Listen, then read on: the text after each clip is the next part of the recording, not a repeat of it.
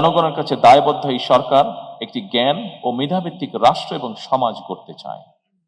জ্ঞান ও মেধাভিত্তিক সমাজ গঠনের মূল ভিত্তি হলো এমন একটি পরিবেশ তৈরি করা যেখানে শিক্ষা, গবেষণা, মেধা, যোগ্যতা ও সৃজনশীলতা সর্বোচ্চ গুরুত্ব পাবে। আমরা ধৈর্যের সাথে যদি এগিয়ে যেতে পারি তবে নিশ্চয়ই ইনশাল্লাহ আমরা এটি করতে সক্ষম হব।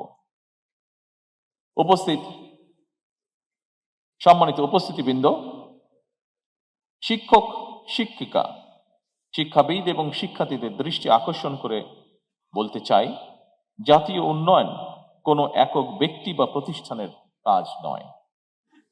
এটি একটি সম্মিলিত যাত্রা। এই যাত্রায় বর্তমান সরকার, বিশ্ববিদ্যালয়, শিক্ষক, শিক্ষার্থী, অভিভাবক, নাগরিক সমাজ এবং ইন্ডাস্ট্রিয়াল সেক্টর সহ সকলের সহযোগিতা আশা করে।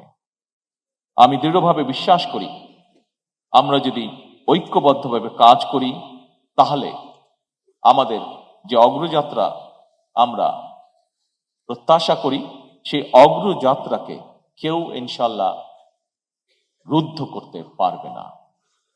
আসুন আমরা সবাই মিলে এমন একটি কর্মমুখী শিক্ষা ব্যবস্থা গড়ে তুলি যা কিনা শুধু সনদ প্রদান করবে না, বরং দেশে দক্ষ মানব সম্পদও সৃষ্টি করবে, জনসংখ্যাকে জনসম্পদে রূপান্তরিত করবে।